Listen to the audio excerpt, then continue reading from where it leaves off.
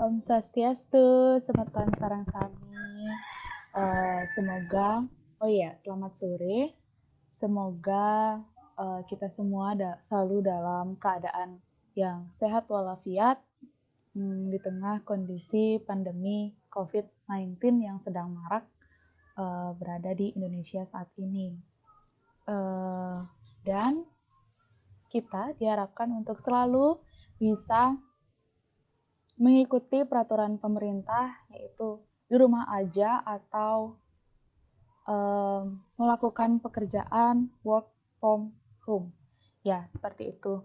Dan perkenalkan, nama saya Nikade Witari, dan saya merupakan mahasiswa program studi Sastra Bali, Fakultas Ilmu Budaya Universitas Udayana yang sekarang ini sedang menempuh pendidikan semester 6.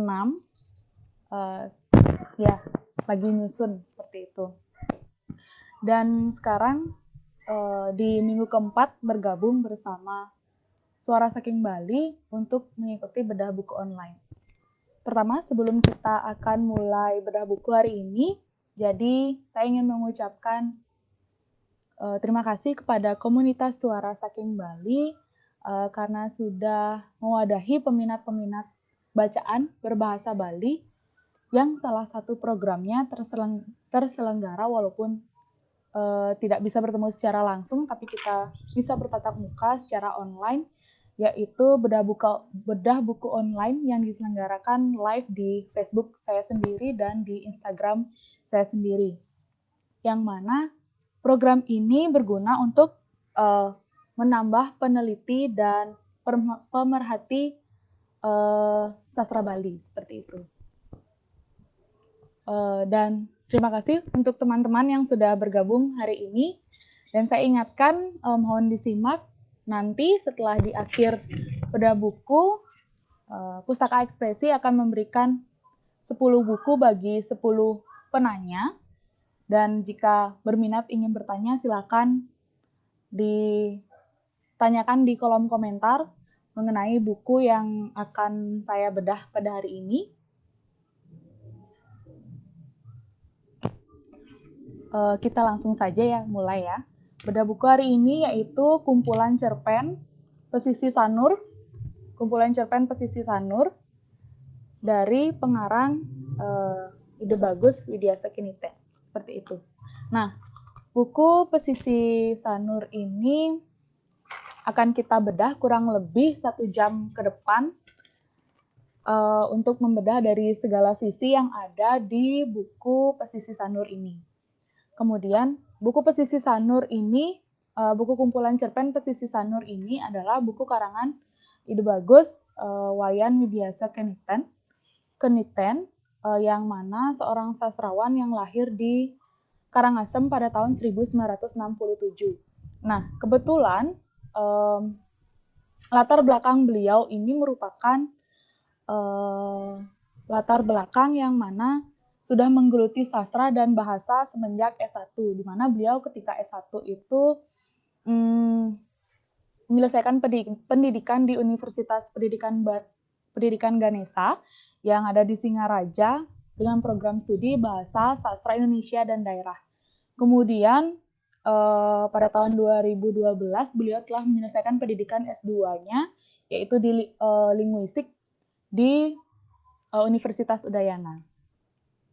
Dan beberapa karya beliau yaitu yang sudah kita ketahui ada berbahasa Bali ya, khususnya ada Buduh Melawang, Bangke Mata, Bor, Sabdaning Sepi, kemudian pada sekitar tahun sebelum ini, sekitar tahun 2016 atau 2018, itu sudah menerbitkan buku kumpulan cerpen juga yang berjudul Tuan Dewan. Saya juga sudah sempat baca, dan buku terbitan terbarunya itu Pesisi Sanur, seperti itu.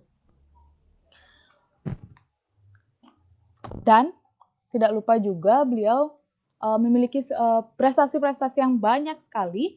Di antaranya sudah saya sebutkan tadi, buku Buduh Ngelawang itu berhasil mendapatkan penghargaan. Untuk yang sudah tahu, pasti penghargaan ini sangat-sangat bergengsi untuk sastrawan, yaitu sastra Rancage pada tahun 2015 dan mendapatkan penghargaan Widya Pataka yang diberikan oleh Gubernur Bali untuk cerpennya yang berjudul Jero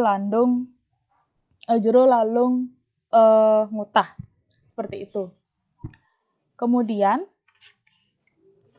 selain sebagai sastrawan, kita ketahui profesi beliau itu juga sebagai pengawas di Dinas Pendidikan Provinsi Bali, seperti itu.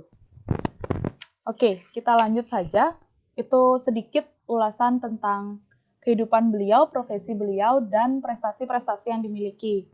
Kemudian, untuk buku kumpulan cerpen Pesisir Sanur ini memiliki tebal sekitar 71 halaman dan terdapat 12 judul cerpen yang tergolong lumayan singkat ceritanya. Satu cerpen itu bisa sekitar 4 sampai 6 halaman yang mungkin ini saya pribadi satu hari sudah selesai membacanya. Kemudian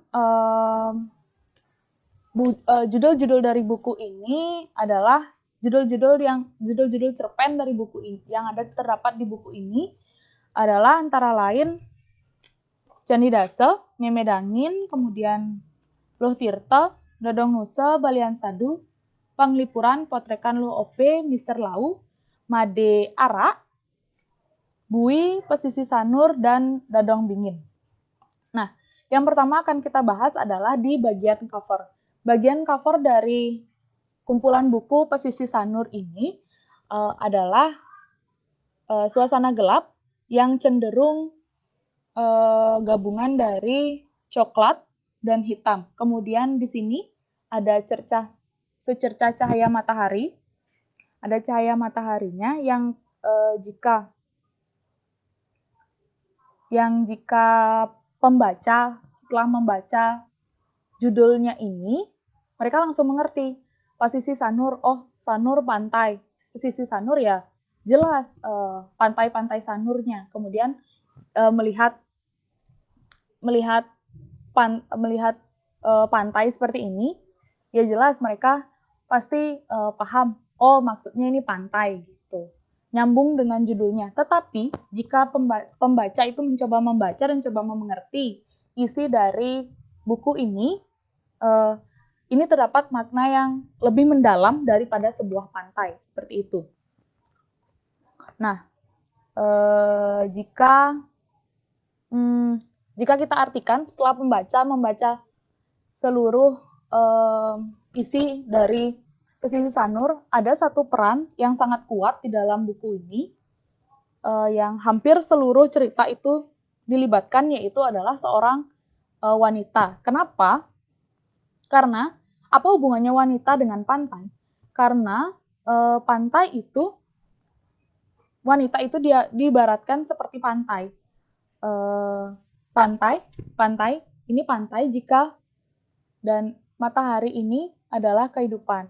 Nah, wanita diibaratkan sebagai air pantai yang tenang, yang memiliki sisi tenang, tapi sewaktu-waktu bisa dibilang menjadi sangat ganas juga.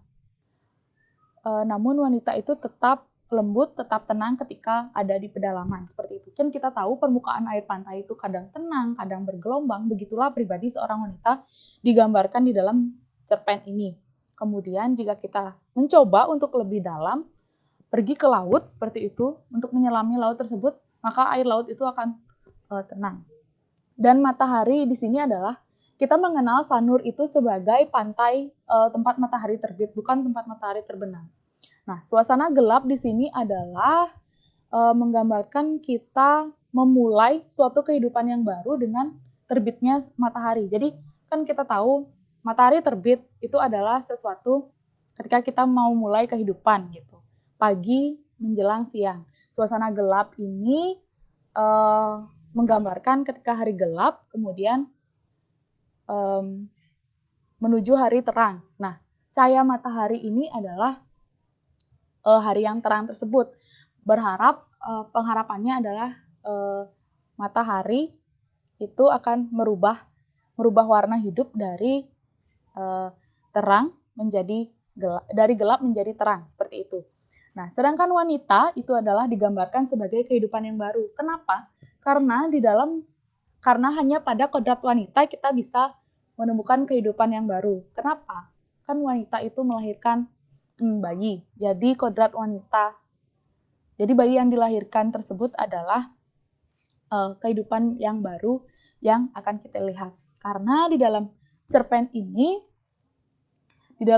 ini terkandung tokoh-tokoh wanita yang memiliki pribadi yang cukup berbeda, pribadi yang memang kuat tokohnya, tapi memiliki kepribadian yang berbeda-beda yang juga berfungsi untuk menguatkan cerita tersebut. Lanjut. Peran-peran wanita dalam cerpen ini ada yang inferior atau lemah, ada juga yang superior atau yang kuat atau yang beresiko, atau bisa juga didefinisikan sebagai yang ingin menguasai atau mengungguli dari orang-orang yang ada di sekitarnya, seperti itu. Dan di buku kumpulan cerpen ini terdapat judul berapa ya? 1, 2, 3, 4, 5, 6, 7, 8 dari 12 judul cerpen yang mengandung cerita sebagai tokoh utamanya adalah perempuan, wanita. Baik dari inferior maupun superior. Namun, jika kita lihat lagi sampul buku ini, jika ilustrator ingin mengumpamakan bahwa ini adalah matahari terbit, menurut saya ini masih kurang mencirikan posisi Sanur, walaupun kita sudah mengenal Sanur merupakan tempat matahari terbit, tapi bagi orang-orang awam, dia akan masih bertanya, kenapa matahari ini maksudnya tenggelam, atau matahari ini maksudnya adalah matahari terbit. Bagi orang-orang yang tidak tahu bahwa Sanur itu terkenal matahari terbitnya. Begitu. Jadi menurut saya pengarang atau ilustrator bisa menambahkan tumpukan-tumpukan batu karang yang di ujungnya itu ada Bali Bengong khas Bali, yang itu merupakan ciri-ciri atau ciri khas dari Pantai Sanur untuk menambah kesan Sanur sebagai tempat matahari terbit, seperti itu. Kemudian selanjut, dari seluruh cerpen, dari 12 judul cerpen yang saya baca pada kumpulan cerpen ini, ada cerpen yang mengesankan menurut saya, yaitu cerpen dengan judul Luh Tirta. Kenapa? Karena pada cerpen Luh Tirta ini terdapat cerita bahwa Luh Tirta sangat senang melakukan kegiatan spiritual berupa melukat, dan kemanapun dia suka melukat, kemanapun ada tempat pelukatan, dia akan melakukan pengelukatan. Dan diceritakan bahwa ketika Luh Tirta melakukan pengelukatan, dia bertemu dengan seorang tokoh yang berperan sebagai ibu, kemudian mengajak Luh Tirta untuk pergi ke rumah ibu tersebut. Tapi kenyataannya ketika Luh Tirta ingin pulang, dia tidak bisa pulang seperti itu, dan mendapati orang tuanya sedang menangis melihat keadaan Luh Tirta.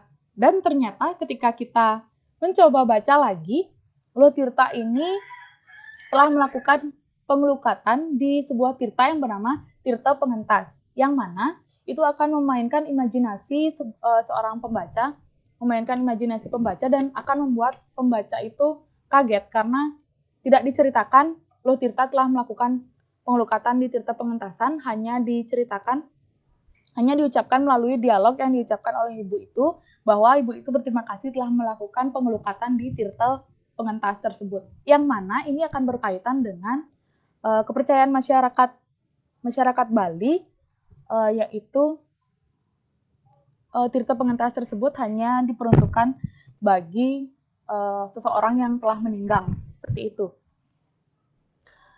Dan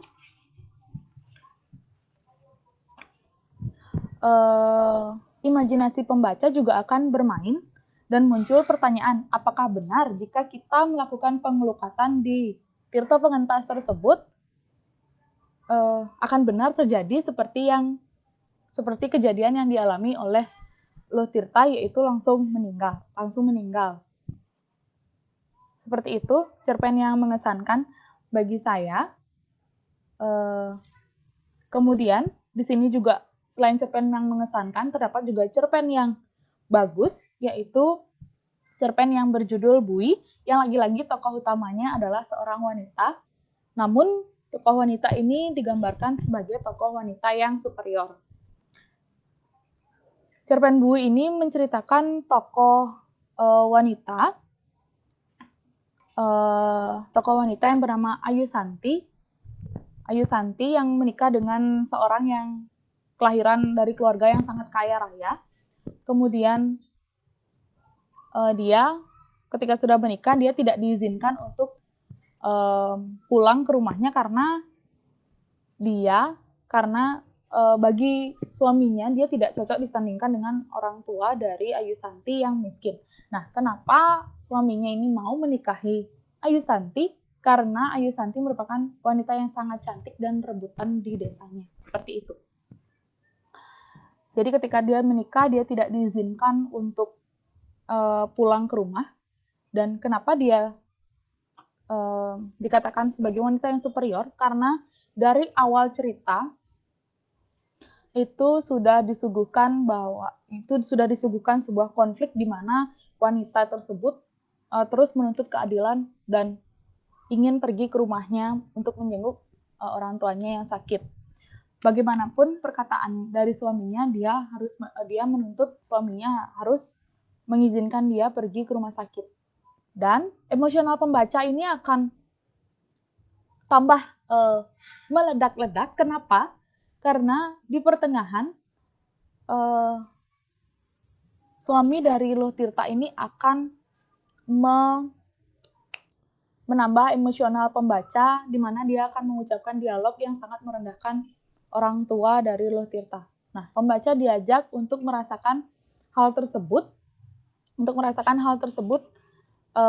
dan pembaca akan merasakan bagaimana jika kita ikut merasakan hal tersebut, yang kita menikah kemudian tidak diizinkan untuk pulang ke rumah orang tua, sedangkan orang tua kita sakit kemudian dihina oleh pasangan kita sendiri. Dan di akhir cerpen ini akhirnya akhirnya Ayu Santi menuntut untuk bercerai dengan suaminya yang bernama Made Jagre. Nah, ini merupakan salah satu ciri-ciri wanita superior. Ini termasuk tokoh wanita yang superior karena dia harus memperjuangkan keadilannya dan dia harus mendapatkan hak-haknya. Untuk bertemu orang tua saja dia tidak diperbolehkan. Itu sudah artinya bahwa dia tidak mendapatkan haknya ketika dia menikah, seperti itu. Kenapa judulnya di sini Bui? Karena Bui itu kan sudah kita ketahui artinya penjara. Jadi Ayu Santi ini merasa bahwa dirinya tengah di penjara, meskipun dia tidak berada di penjara yang real, tapi dia merasa dirinya itu berada di penjara dan di penjara di rumahnya sendiri, yaitu di rumah Made Jagre, seperti itu. Kemudian selanjutnya terdapat satu cerpen yang sulit dipahami, yaitu cerpen dengan judul Made Ara. yang terdapat pada halaman 46. Kenapa sulit dipahami? Karena cerpen ini pertama tidak memiliki, memang keseluruhan cerpen di sini adalah menuntut pembaca untuk menyimpulkan akhir dari cerita dengan suguhan konflik akhir yang diceritakan pengarang. Namun pada cerpen yang berjudul Made Ara ini tidak disuguhkan konflik yang berarti, bahkan cenderung konflik tersebut tidak ada, dan konfliknya ini berupa seorang tokoh yang merasa kebingungan.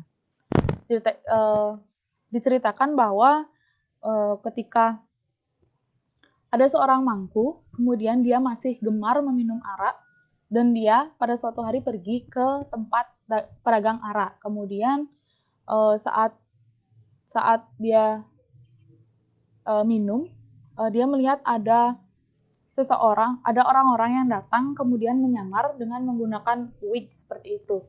Dan makin lama makin banyak orang yang datang. Kemudian si tokoh mangku ini merasa kebingungan, entah dalam kondisi mabuk atau tidak dijelaskan. Yang dijelaskan hanya tokoh ini sedang meminum arak. Ada dua spekulasi di sini ketika endingnya itu. Endingnya itu menceritakan bahwa pedagang arak tersebut kebingungan, dan dia kebingungan serta ketakutan, kemudian segera menutup warungnya. Nah, dari endingnya ini akan muncul spekulasi bahwa pertama, tokoh pemangku ini dia bingung karena mungkin yang memakai wig itu adalah orang-orang dari intel polisi yang sedang melakukan razia ke tempat penjual arak. Yang kedua itu si pemangku ini kebingungan karena melihat pedagang arak yang segera menutup warungnya. Kemungkinan juga karena si pemangku ini dalam kondisi yang mabuk, jadi ketakutanlah dia di sana, seperti itu, ketakutan melihat kondisi si pemangku yang sedang mabuk ini. Ada dua kemungkinan di endingnya ini, dan sangat sulit ditebak karena pengarang juga kurang mengembangkan konfliknya di sini. Tidak ada konflik yang berarti menurut saya di sini, dan hanya disuguhkan konflik di ending cerita, yaitu berupa si pemangku ini mengalami kebingungan seperti itu. Nah, jika pembaca sadar dari awal itu tidak ada konflik sama sekali dan hanya berjalan begitu saja ceritanya, dan di ending baru ada konfliknya. Begitu cerpen yang sulit untuk dipahami. Dan juga latar suasana dalam cerpen ini juga tidak dijelaskan secara spesifik seperti apa, tapi dia hanya menjelaskan suasana bingung dari si pemangku tersebut, sehingga menyebabkan kita sulit untuk mencari kesimpulan dari akhir cerita cerpen tersebut. Seperti itu.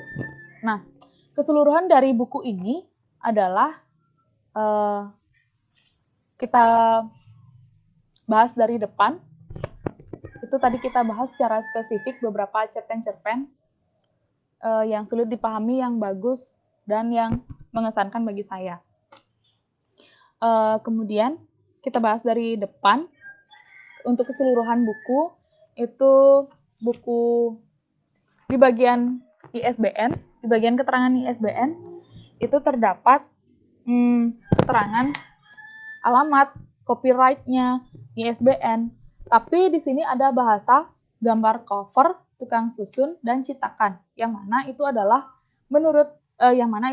bahasa Bali. Sedangkan gambar cover ini merupakan bahasa Indonesia dan bahasa Inggris. Nah, jika tim ingin konsisten menggunakan bahasa Bali, gambar cover ini bisa diganti dengan gambar ring sampul buku, seperti itu. Terus, kemudian selanjutnya, di bagian purwake atau pembuka dan ucapan yang biasanya isinya ucapan rasa terima kasih, itu di bagian tulisan suksema paling bawah,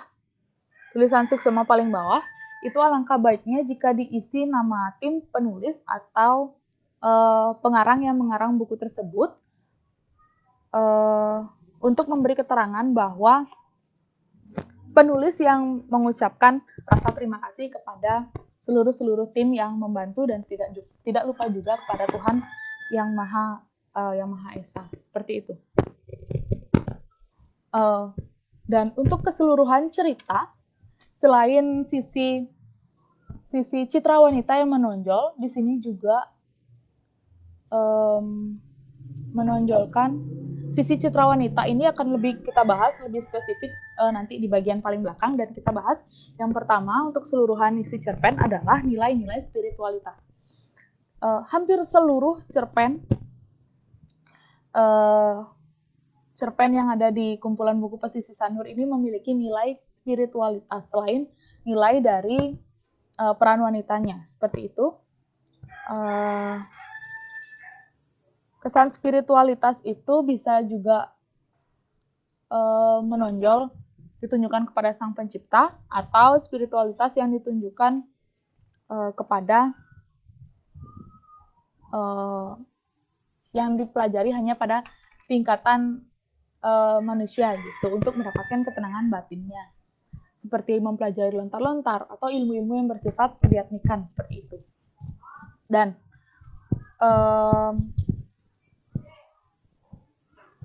kesan spiritualitas yang ditunjukkan pada cerpen, yang pertama itu kesan spiritualitas yang ditunjukkan kepada Sang Pencipta itu terdapat pada cerpen Candidase, Memedangin, Dadong Nusa, dan Dadong Bingin. Kenapa ditujukan kepada Sang Pencipta? Karena di dalam cerpen tersebut menceritakan spiritualitas tokoh itu ditujukan kepada Sang Pencipta seperti bersembahyang yang utamanya, seperti itu. Nah, di cerpen Candidase,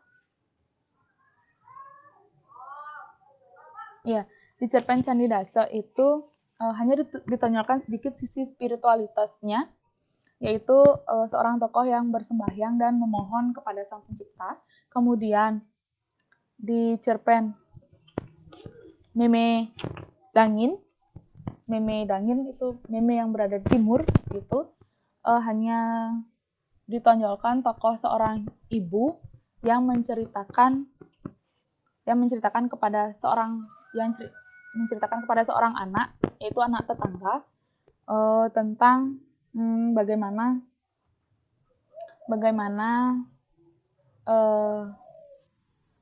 sesungguhnya kita seharusnya bersikap yang meniru anak dari Dewa Surya atau Dewa Matahari sesuai kepercayaan dari umat Hindu. Kemudian Dadong Nuse, yaitu seorang nenek yang sangat-sangat ingin pergi ke pura Kawitan, yang sebagai pura dari kepercayaan umat Hindu atau pura keturunan, pura yang sesuai dengan garis keturunan.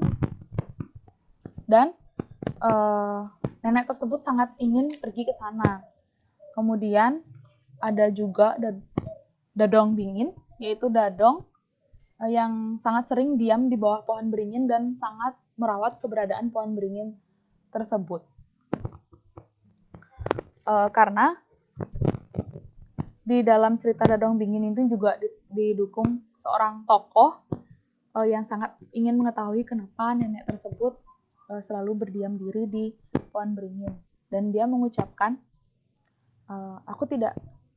kata-katanya dia tidak hanya ingin memuja, tapi juga dia tidak lupa untuk berbakti kepada Sang Pencipta, seperti itu.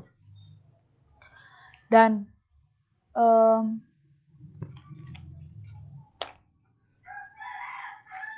Selanjutnya ada cerita spiritual yang juga yang juga mengiringi cerita tersebut dari awal hingga akhir. Dia selalu mengiringi cerita tersebut seperti pada judul Lutirta, Balian Sadu, kemudian Made Ara, Mr. Lau, dan Pasisi Sanur. Pada cerita Lutirta akan disuguhkan cerita dari awal sampai akhir yang kesan spiritualnya sangat kental, yaitu Lutirta sangat gemar sekali melakukan kegiatan pengelukatan seperti itu. Kemudian pada judul cerpen Balian Sadu yang menceritakan seorang anak yang akan meneruskan profesi kakeknya, yaitu sebagai balian. Dan pada cerita Made Ara, yaitu seorang pemangku, cerita kehidupan seorang pemangku. Pada cerita Mr. Lau, walaupun ini namanya Mr. Lau, tapi ini hanya nama saja, dan ternyata Mr. Lau ini berprofesi sebagai sangging, seperti itu, atau orang yang berprofesi sebagai pengasah gigi ketika umat Hindu melakukan upacara Mepandes. Yang terakhir yaitu Pasisi Sanur, yaitu inti dari judul kumpulan buku ini. Kenapa? Karena di Pasisi Sanur ini sang pembaca akan disuguhkan cerita bahwa tokoh utama akan dijumpai oleh tokoh yang tidak nyata, oleh seseorang yang bernama Dayubiang Sanur, dan diajak untuk mempelajari ilmu-ilmu Lea yang hanya untuk kebaikan, bukan untuk kejahatan, seperti itu. Selanjutnya, untuk mengiringi pesan spiritualitas ini, pengarang juga sangat pandai melakukan memilih kata, yaitu dengan menggunakan kata pengganti, seperti pada cerpen Candidasa kita jumpai dengan kata Ranu Kici yang artinya danau kecil, kemudian ada kata Dewi Hariti yang berarti men berayut. Terus pada cerpen yang berjudul Memedangin kita akan menjumpai kata Isigar atau anak dari Dewa Surya atau Dewa Matahari. Kemudian Sanghyang Aswino Dewa, yaitu balian dari para dewata. Seperti itu. Dan kemampuan pengarang untuk memilih bahasa pengganti atau kata pengganti ini merupakan salah satu ciri bahwa pengarang sangat memiliki kemampuan yang sangat luas dalam bidang kebahasaan, sehingga berpengaruh pada kualitas karyanya dan berfungsi untuk melenggutkan dan mengindahkan bahasa yang digunakan oleh pengarang dalam karyanya. Nah, dalam hal penggunaan bahasa, Bapak Ide Bagus Wayan Widya Keniten ini sangat konsisten menggunakan bahasa Bali, yaitu dalam tingkatan andap, karena seluruh isi cerpen merupakan bahasa Bali dengan bahasa andap atau bahasa keseharian yang sangat mudah dipahami, sehingga pembaca cenderung enjoy membaca cerita tersebut. Walaupun meskipun ada kata Facebook, tapi pengarang tetap menggunakan bahasa Facebook seperti itu, sesuai dengan pengucapan masyarakat Bali pada saat ini ketika mengucapkan Facebook seperti itu. Nah, dan juga pengarang menyelipkan sebuah kutipan dari Geguritan Selampah Laku karya Ide Pedanda Made Sidemen yang syarat akan nilai-nilai kehidupan pada cerpen Pasisi Sanur. Tapi hanya ada satu saja beliau menyelipkan bahasa Inggris, yaitu pada cerpen yang berjudul Mr. Lau. Tapi isi dari cerpen tersebut tidak menceritakan kehidupan masyarakat di luar Indonesia atau sesuai dengan bahasa yang digunakan, bahasa Inggris, tidak. Mr. Lau itu hanya sebuah julukan atau nama dari seseorang yang meskipun itu bukan nama aslinya, seperti itu. Dan kita akan membahas tokoh wanita yang terdapat pada cerpen ini. Tokoh wanita juga memiliki eksistensi yang kuat di dalam cerpen ini. Walaupun tidak semua memiliki tokoh wanita, tapi eksistensinya sangat kuat dan saya menduga bahwa ilustrasi sampul ini merupakan penggambaran dari tokoh-tokoh wanita yang disampaikan di dalam cerpen seperti itu. Dan sesuai dengan makna dari arti perempuan, yaitu di dalam kata perempuan itu terdapat kata empu yang berarti pembimbing atau merawat, yang merawat. Dan keseluruhan cerita tentang wanita diceritakan dalam cerpen merupakan citra wanita yang sangat tangguh menghadapi segala cobaan yang dialaminya, walaupun terdapat tokoh wanita yang inferior. Selanjutnya, peran wanita yang superior atau kuat atau sebagai pembimbing itu dapat kita jumpai di cerpen dengan judul Meme Dangin,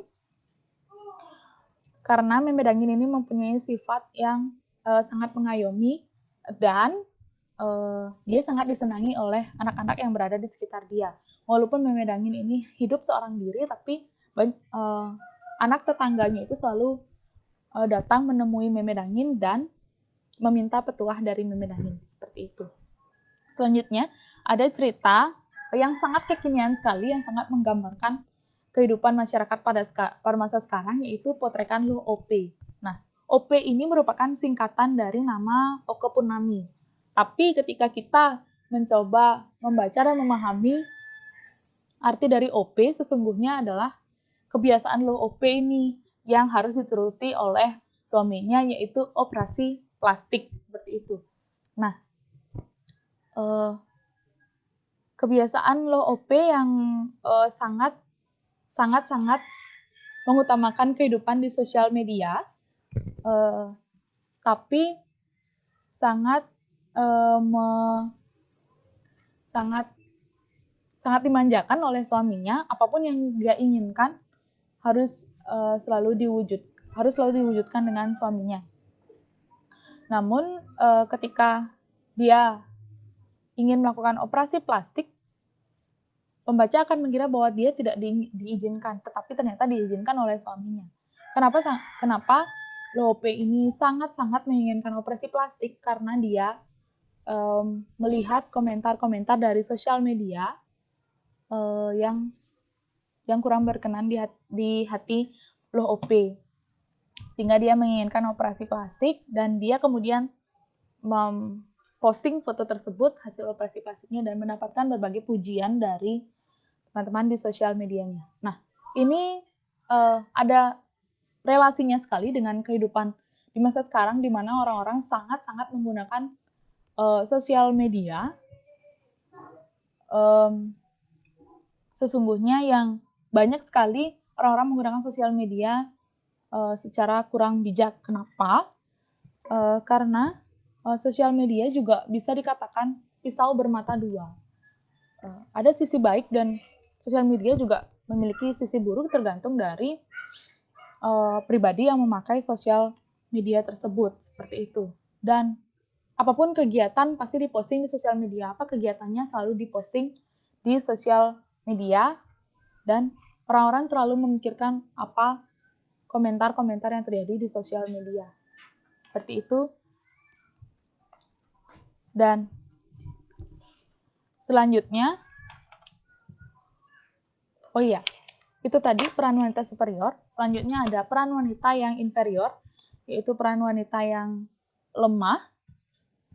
Itu diceritakan pada cerpen yang berjudul Penglipuran, di mana seorang tokoh yang bernama Lodarmi itu akan ditinggal pergi ke luar negeri, ditinggal bekerja ke luar negeri oleh pasangannya yang bernama siapa ya? Ketut Sudike. Nah,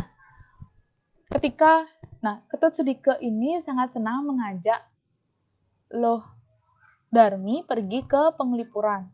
Setiap hari raya Umanis Galungan dia selalu mengajak Lodarmi pergi ke penglipuran.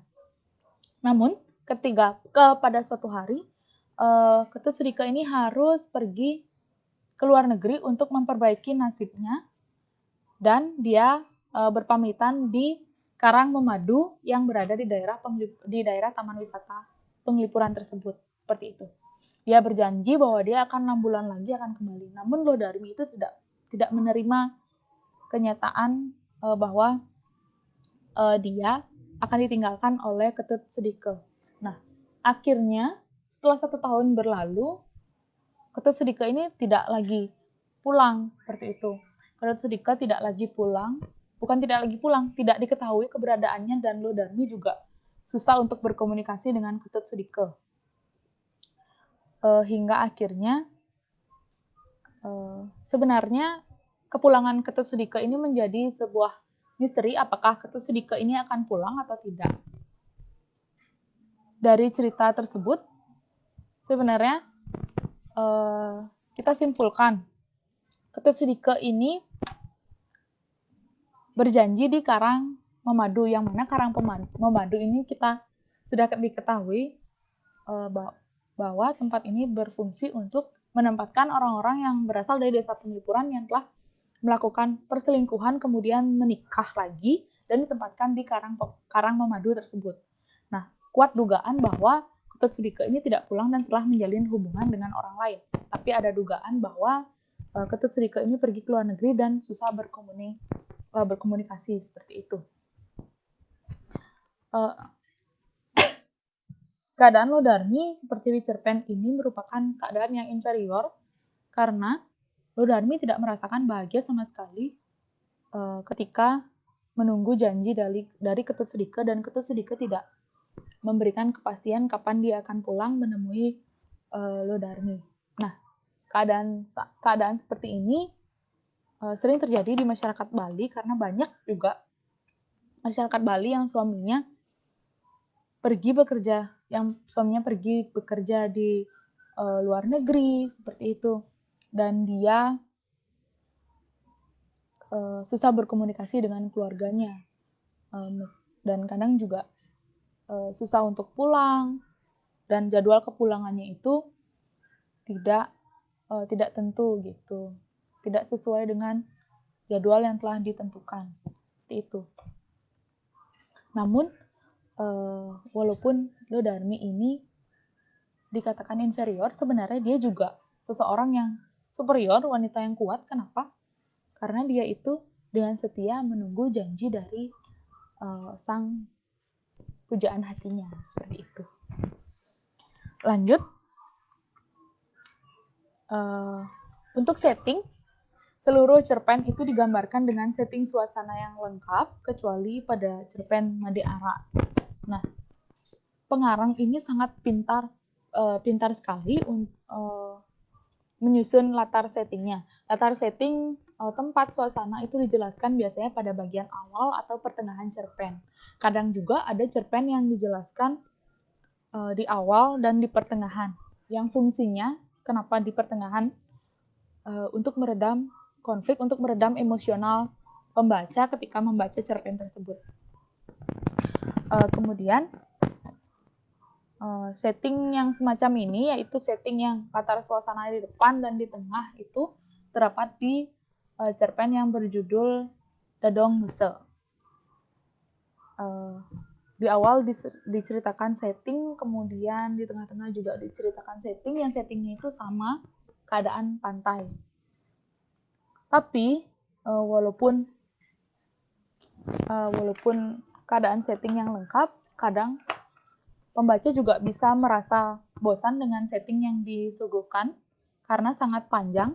Bahkan pada cerpen Candidase dan Dadong Bingin itu setting bisa sampai 2 halaman, yang mana itu cukup membuat pembaca bosan karena pembaca ingin langsung ketika melihat setting yang dirasa cukup oleh pembaca, dia ingin langsung mendapatkan alur ceritanya, tidak hanya setting saja gitu. Pembaca jadi cenderung bosan menunggu kapan selesainya dibaca latar setting ini gitu. Dan menurut saya itu ada pada cerpen Candi Dasa dan Dadang Dingin. Di cerpen Candi Dasa, di awal cerpen full digambarkan setting sampai 2 halaman, kurang lebih 2 halaman. Kemudian di cerpen Dadang Dingin itu settingnya awalnya panjang, kemudian memang pada cerpen Candi Dasa ini menurut saya tidak perlu digambarkan setting yang berkepanjangan karena hanya tempatnya itu tempat terjadi peristiwa itu hanya ada di satu tempat, yaitu di Candi Dasa. Kemudian di di Dadong Dingin di Dadong Dingin itu terdapat 2 setting, yaitu di bawah pohon beringin dan di rumah. Walaupun ada setting di rumah, tapi pengarang tidak terlalu memberikan kesan yang terjadi di rumah, padahal itu terjadi sedikit konflik antara seorang anak dan seorang ayah. Namun latar suasana dan setting sebagian besar diletakkan di bawah adegan di bawah pohon beringin, seperti itu. Kemudian keseluruhan cerpen ini memiliki alur maju dan cerita akhir yang selalu menuntut pembaca untuk mengambil kesimpulan tersendiri dari konflik yang telah disuguhkan oleh pengarang. Nah, tidak diketahui bagaimana endingnya, tetapi pengarang itu menyuguhkan konflik di akhir cerita berupa sebuah kalimat yang dipakai untuk menutup cerita tersebut, dan pengarang dan pembaca dituntut untuk mengambil kesimpulan tersendiri dari kalimat terakhir, karena cenderung banyak puncak konflik diletakkan pada akhir cerita dan cerita berakhir begitu saja. Dari sanalah pembaca dituntut untuk menyimpulkan sendiri bagaimana konflik yang bagaimana akhir cerita yang harus diambil kesimpulannya, seperti itu. Ini merupakan penyimpulan cerita atau penyampaian akhir cerita yang bersifat secara implisit, dan pengarang membiarkan imajinasi pembaca bermain-main di akhir cerita. Bagaimana akhir dari cerita, begitulah imajinasi pembaca yang tercipta pada saat itu. Dan pengarang juga memberikan ruang tafsir kepada pembaca untuk hanyut di dalam cerita, serta mengambil kesimpulan tersendiri sesuai konflik yang telah disediakan oleh pengarang, seperti itu. Dan juga menurut saya akhir dari setiap cerita itu akan memberikan puncak emosional tertinggi bagi para pembaca, karena namun ketika kita mencapai di puncak emosional, pembaca akan terus merasakan emosional. Kenapa? Karena di akhir cerpen saja itu baru puncak emosional, dan pembaca akan mengalami penurunan emosional atau mengalami penurunan konflik sendirinya tanpa membaca cerita, karena yaitu tadi pembaca itu menyimpulkan sendiri akhir dari cerita tersebut. Dan untuk penokohan, tokoh dari awal hingga akhir yang tercipta yang disuguhkan dalam cerpen itu adalah tokoh yang sangat kuat, dan latar dan suasana yang disambungkan oleh kondisi tokoh utama itu dapat menguatkan karya dari kumpulan puisi karya dari Bapak Ide Bagus Wayan Widiasa Keniten ini. latar suasana yang disediakan itu sangat-sangat membantu untuk menguatkan karakter tokoh atau kejadian yang dialami oleh tokoh. Nah, kadangkala latar suasana ini juga disampaikan dengan narasi dan kebanyakan memang bukan kadangkala sih, maksud saya kebanyakan disampaikan dengan narasi seperti itu.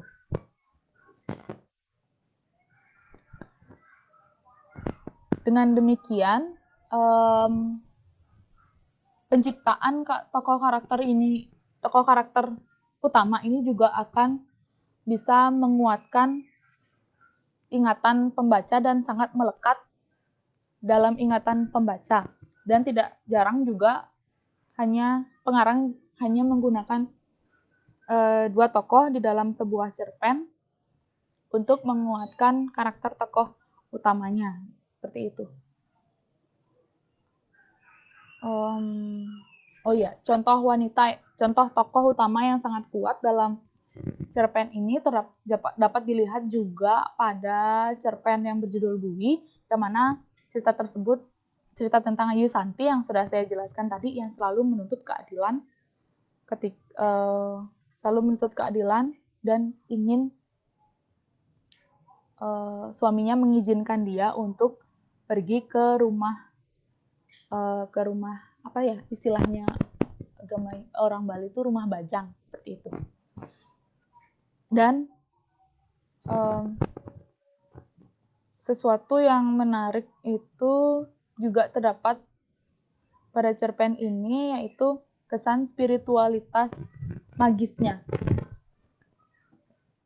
Kesan spiritualitas magis yang diciptakan oleh Ide Bagus Wayan Widya Keniten ini juga sangat menarik karena ini sangat sukses membuat kita berpikir bahwa itu sangat sering terjadi di kalangan masyarakat Bali. Contohnya itu terdapat pada judul Pasisi Sanur yang menceritakan bahwa seorang laki-laki yang hidup dengan seorang perempuan pergi ke Pantai Sanur, memiliki kisah di Pantai Sanur, yang mana di Pantai Sanur itu juga diceritakan ada beberapa tokoh-tokoh yang tidak nyata dan dipercaya oleh masyarakat Sanur, seperti tokoh Dayu Biang Sanur yang dipercayai sebagai ratunya dari ilmu leak yang di sana, seperti itu, ilmu pengleakan yang ada di sana. Nah, ketika memikirkan cerita tersebut, si tokoh laki-laki ini menggambarkan rupa dari Dayu Biang Sanur tersebut, dan tokoh mengalami pengalaman spiritual magis berupa dia dijumpai langsung oleh sosok Dayu Biang Sanur, dan Dayu Biang Sanur itu berkata bahwa ikut saya ke Gria Sunia, yang mana Gria Sunia itu berarti tempat yang di sana yang tidak dapat dilihat secara kasat mata, seperti itu. Dan ini merupakan salah satu peristiwa magis yang dipercayai oleh masyarakat Bali, walaupun kita tidak bisa membuktikannya secara nyata, tapi kita pasti mengalami bukan pasti, tapi kita di sekitar kita pasti kita pernah mendengar atau bahkan mungkin mengalami kesan spiritual magis seperti itu. Dan di tempat Gria Sunia itu tokoh diajak belajar ilmu lea, tetapi ilmu lea tersebut bertujuan untuk kebaikan, bukan untuk kejahatan, seperti itu. Mengingat tokoh Dayu Biang ini yang secara tidak nyata, jadi kita akan ke pembahasan ke tokoh tidak nyata yang menjadi pembahasan kita yang terakhir, yaitu tokoh tidak nyata itu tidak hanya terdapat pada Dayu Biang, terdapat juga tokoh tidak nyata pada cerpen Loh Tirta yang sudah kita dengarkan tadi, yaitu tokoh Loh Tirta yang dijumpai oleh sesosok yang berperan seperti ibu, yang ibu tersebut ternyata yang mempunyai tirta pengentasan tersebut tempat Lutita yang melakukan pengelukatan. Itulah tokoh tidak nyata yang terdapat pada kumpulan cerpen tersebut. Nah, itu tadi pembahasan kita mengenai cerpen Pesisir Sanur, dan buku kumpulan cerpen Pesisir Sanur ini merupakan salah satu cerpen karangan Ide Bagus Wayan Widya Sekenitan yang diterbitkan pada tahun 2009, sekitar bulan April, 1 tahun yang lalu, dan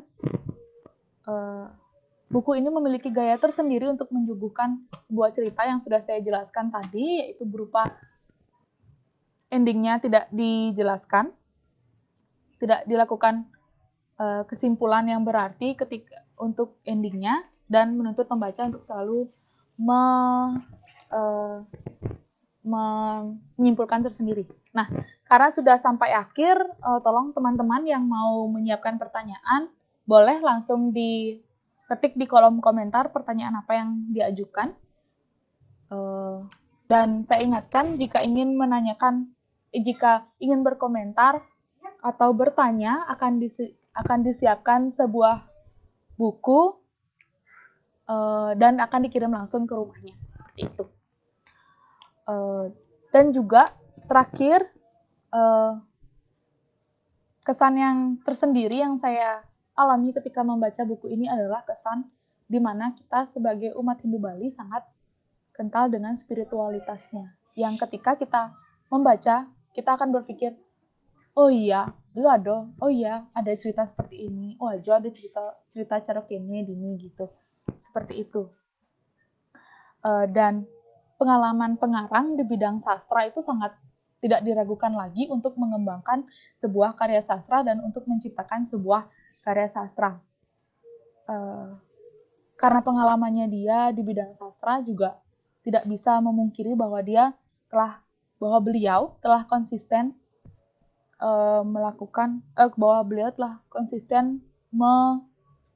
menggunakan bahasa Bali Andap di dalam karya-karyanya. Dan tidak lupa juga kesan dan pesan yang ingin selalu disampaikan di setiap cerpennya ini sukses disampaikan secara langsung maupun tidak langsung kepada penikmat dari karya Bapak Ide Bagus Wayan Widya Sekenitan. Nah, itu tadi pembahasan kita mengenai karya Bapak Ide Bagus Wayan Widya Sekenitan yang terbaru, yaitu Pesisir Sanur. Teman-teman jika ingin mengajukan sebuah pertanyaan, saya persilakan. Dan kita akan melakukan pembahasan bersama sesuai dengan pertanyaan yang teman-teman ajukan. Silakan.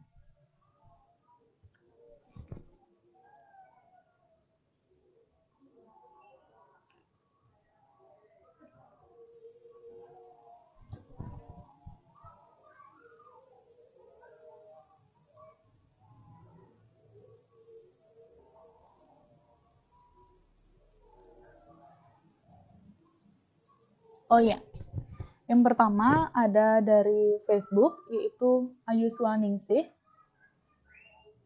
Pertanyaannya,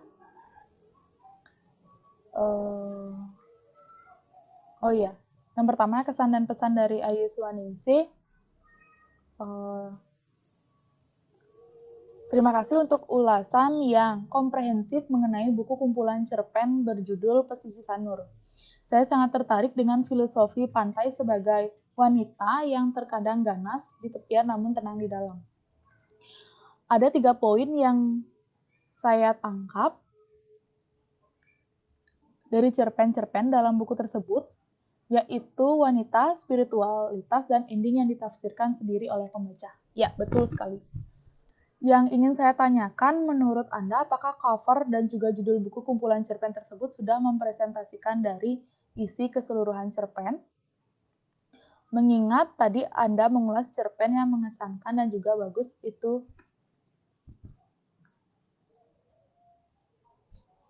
Oke, sebentar.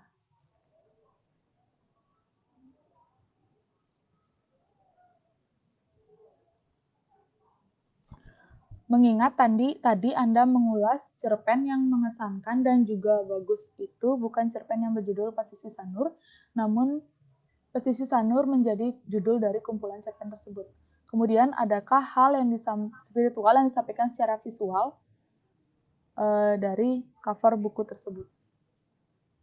Nah, yang pertama, menurut Anda apakah cover dan juga judul buku kumpulan cerpen tersebut sudah mempresentasikan isi dari seluruh cerpen? Ya,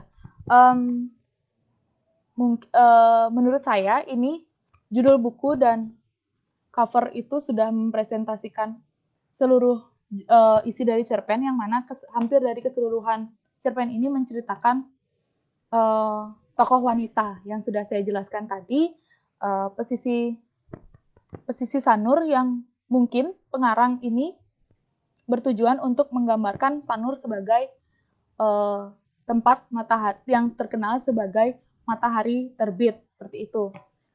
Dan cover ini menurut saya sudah menggambarkan keseluruhan isi cerpen, yaitu menggambarkan menonjolkan kisah sikap-sikap seorang wanita yang ada pada sisi cerpen yang ada pada kumpulan cerpen tersebut, baik dari wanita sebagai inferior atau superior. Meskipun wanita itu mau dia memiliki sifat yang baik atau buruk yang kita kenal, tapi wanita itu dilambangkan sebagai awal dari suatu kehidupan, yang mana kodrat wanita di dalam kodrat wanita, hanya pada kodrat wanita kita bisa menemukan kehidupan yang baru, yaitu berupa bayi yang dilahirkan, seperti itu. Yang kedua, sebentar.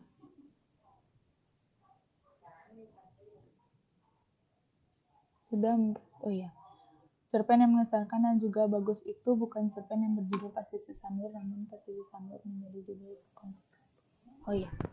Adakah hal spiritual atau yang disampaikan secara visual dari cover buku tersebut? Menurut saya ada hal spiritual yang disampaikan pada cover, melainkan tidak dari cover, tapi melainkan dari judul. Kenapa? Karena di dalam buku ini sangat kental sekali dengan nilai spiritualitasnya, baik dari spiritualitas kejadian yang tidak bisa kita pahami, kemudian tidak bisa kita duga, dan kita bisa menduga, seperti itu. Dan dari filosofinya, Sanur merupakan tempat yang kita kenal sebagai tempat yang sangat memiliki nilai-nilai tinggi spiritualitasnya untuk spiritualitas jiwa, seperti itu. Jadi maksud saya spiritualitas jiwa dengan ilmu-ilmu yang dimiliki, Sanur sangat terkenal dengan nilai-nilai spiritualitasnya. Maka dari itu menurut saya dari judul ini sudah sangat menyampaikan kesan spiritualitasnya, seperti itu. Dan teman-teman yang lain mungkin ada yang bertanya. Saya ucapkan terima kasih untuk teman-teman yang bergabung, yang sudah menyapa saya tadi melalui Facebook ataupun melalui Instagram.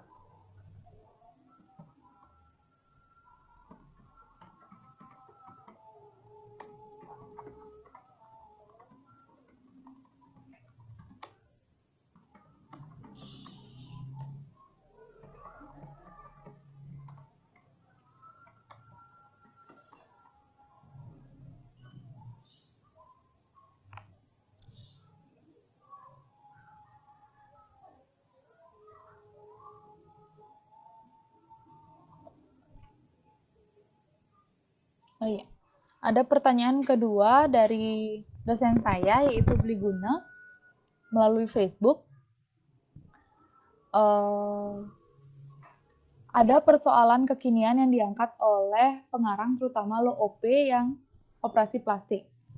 Apakah pengarang menyetujui perilaku oplas atau cenderung tidak setuju? Apa pesan yang ingin disampaikan untuk masyarakat pembaca melalui cerpen ini? Nah, kembali lagi kita membahas cerpen OP yang sangat-sangat menonjolkan sisi kekiniannya pada masyarakat sekarang. Oh ya, sebelum membahas, karena sudah jam, saya ucapkan kepada umat Islam yang sedang mempersiapkan buka puasa, dan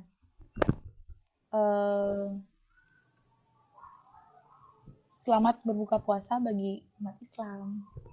Selanjutnya kita langsung membahas ke cerpen Loh OP.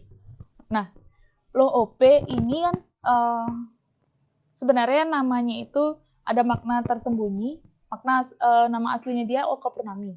Tapi ada makna tersembunyi dari balik namanya itu, yaitu OP, operasi plastik.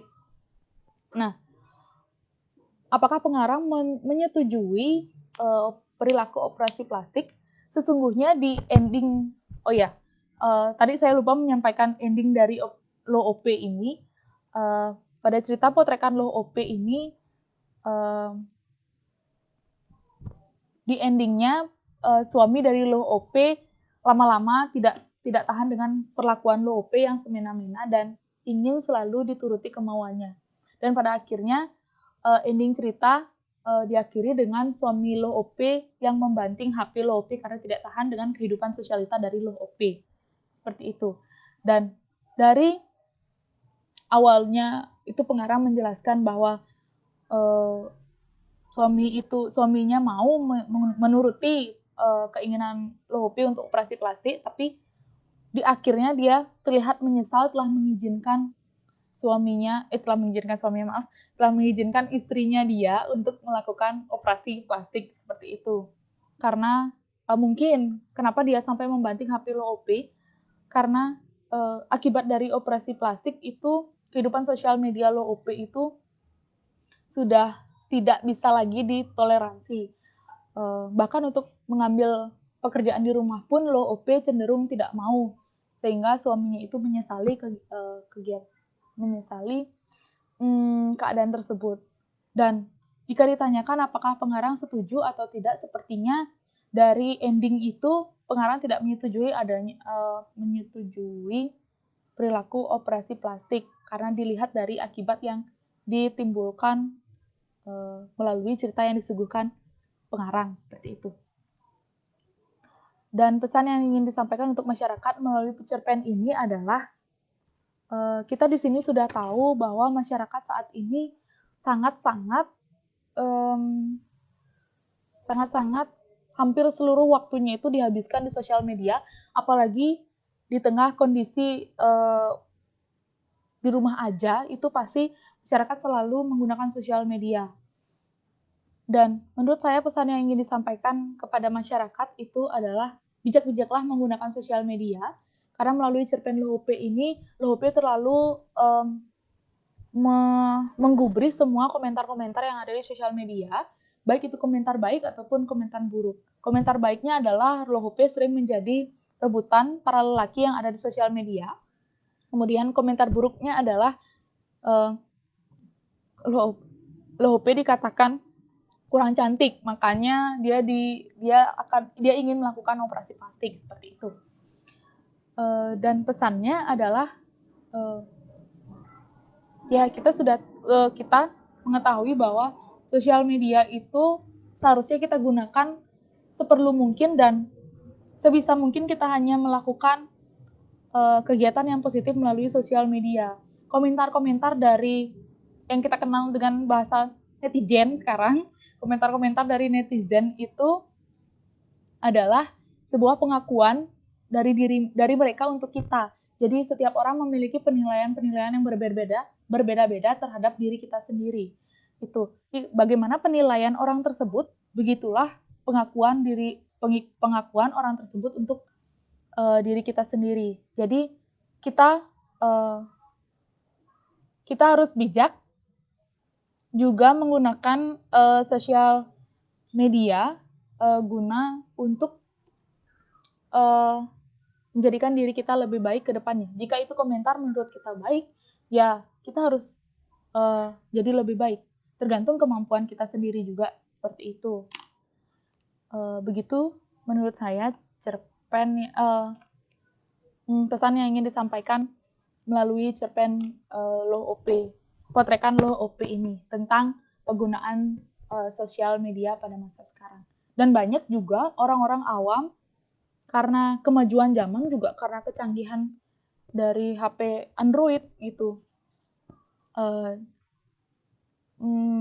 Banyak juga sekarang masyarakat yang langsung mendownload sosial media, Facebook, Instagram, terutama Facebook dan Instagram ini sangat banyak sekali penggunanya, dan di sana tidak jarang juga kita temui konten-konten yang belum tentu kebenarannya, dan masyarakat cenderung mempercayai konten tersebut kemudian menyebarkan konten tersebut yang belum tentu kebenarannya. Tidak sedikit juga masyarakat yang banyak langsung mempercayai hal tersebut. Ini merupakan salah satu bentuk ketidakbijakan masyarakat dalam menggunakan sosial media seperti itu.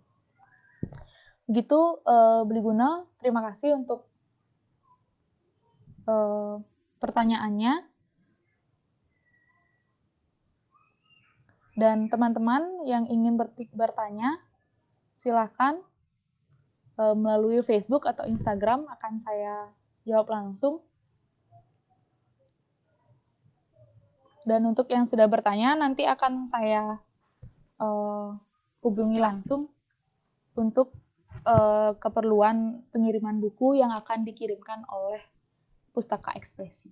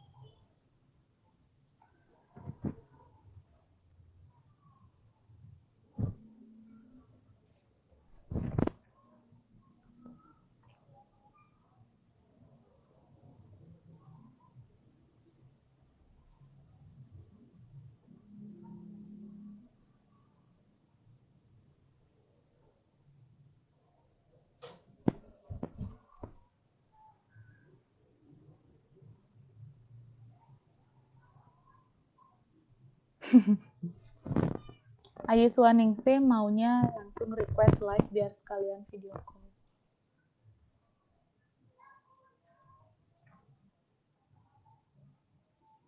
Halo Gung Yuli.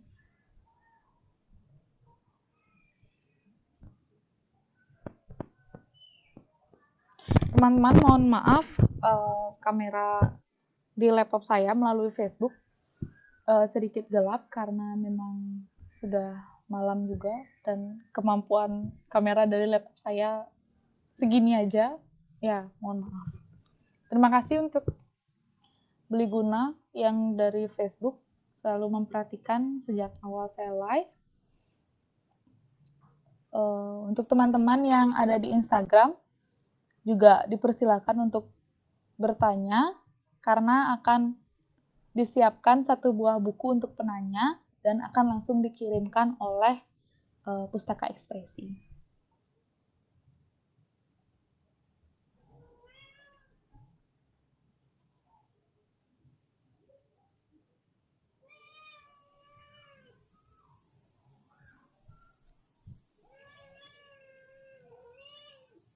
Oh iya, Untuk teman-teman, jangan lupa untuk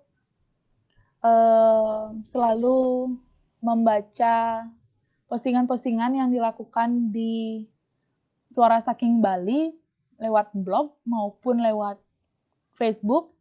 Di sana terdapat ada esai, karya-karya sastra, dan lain sebagainya yang berbahasa Bali. Berita pun juga ada, cerpen, puisi berbahasa Bali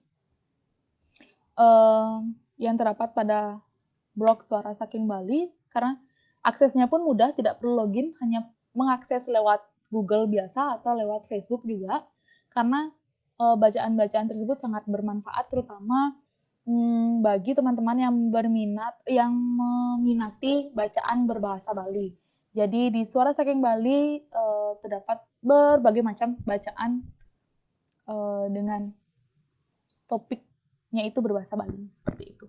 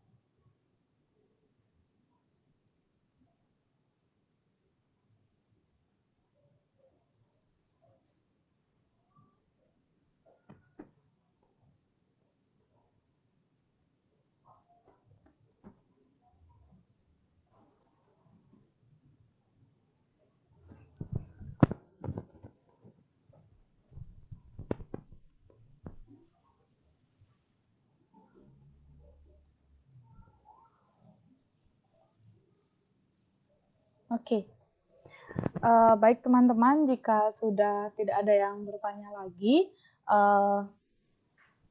saya berterima kasih kepada seluruh teman-teman yang sudah mau bergabung dalam bedah online buku pada hari ini, yaitu bedah online buku keempat yang dilaksanakan secara online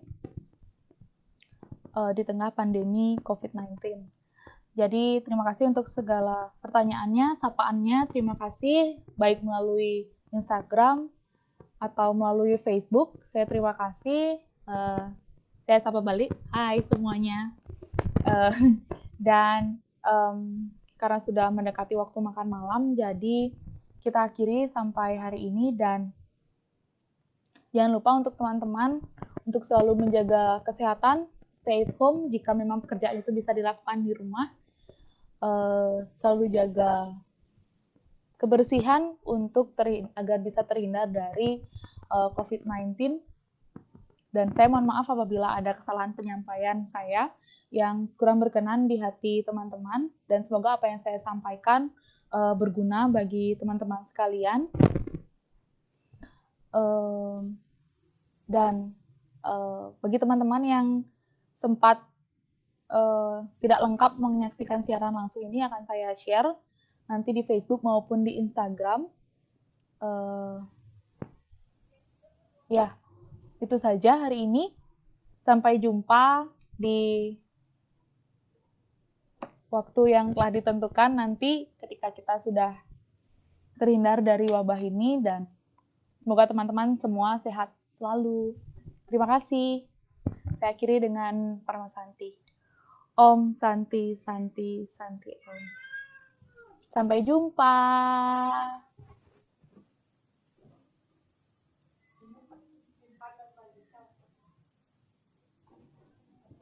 Dah.